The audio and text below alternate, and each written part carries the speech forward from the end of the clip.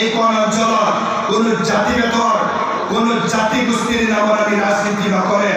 ৰাষ্ট্ৰীয় ৰাজনীতিৰ জৰিয়তে সমগ্ৰ জাতি ধৰ্ম নিৰ্বিশেষে আমি সমানে আগুৱাই যোৱাৰ যিটো পৰিকল্পনা, যিটো নৰেন্দ্ৰ মোদীৰ আইডিঅলজিক লৈ আমি আগুৱাই গৈছোঁ, নিশ্চয় আমি সফলতা পাইছোঁ।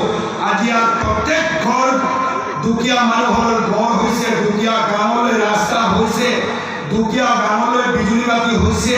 সেইদিন আৰু দাও কটাৰীৰ দিন আমি শেষ কৰি আজি নতুন যুগৰ ঘোষণা কৰিবৰ কাৰণে ভাৰতীয় জনতা পাৰ্টী আন্দোলন কৰিলে। আমি নেতৃত্বৰ আদৰ্শ নিশ্চিতভাৱে ল'ব লাগিব। য'ত ভাৰতীয় জনতা পাৰ্টীত যিসকলে এটা সময়ত তুচ্ছ তাচ্ছিল্য কৰিছিল, এইসকল মানুহে আজি ভাৰতীয় জনতা পাৰ্টীৰ পানী খাই মুক্ত হ'ব বিচৰাটো আমি কেতিয়াও সহ্য নকৰোঁ। সেই কথা আপোনালোকে আমি নেতৃত্বসকলকো অনুৰোধ জনাব বিচাৰোঁ। ভাৰতীয় জনতা পাৰ্টীয়ে নিজাববীয়া শক্তিৰে আমি সমগ্ৰ অঞ্চল পোহৰাই তোলাৰ যিখিনি মানসিকতা আমি ৰাখিছোঁ, সেয়া আমি সুন্দৰ ৰূপত ৰূপায়ণ কৰিম কেৱল মাত্ৰ নিজাববীয়া পাৰ্টী।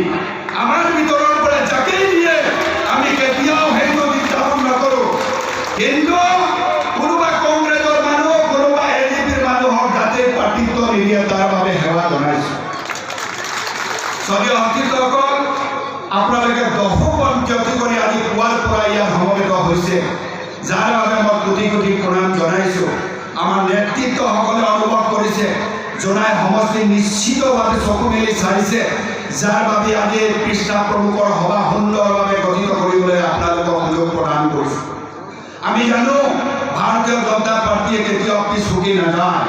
বিগত সময়ত আমি মুখ্যমন্ত্ৰী ডাঙৰীয়া ইয়াক বিপুল ভোটত জয় কৰাইছোঁ, প্ৰধান বৰুৱা ডাঙৰীয়াকো আমি বিপুল ভোটত জয় কৰাইছোঁ, আৰু আহিব লগা দিনতো আমি MLA নিশ্চিতভাৱে যাকেই হওক আমি জিকাব পাৰিম। এই আত্মশক্তি আমাৰ লগত জাগিছে।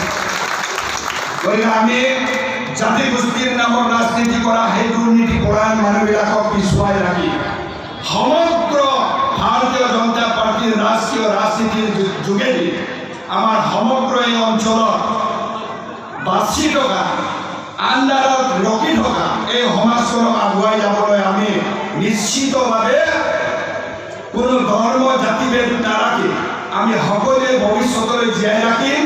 সেই কথা আমি আজি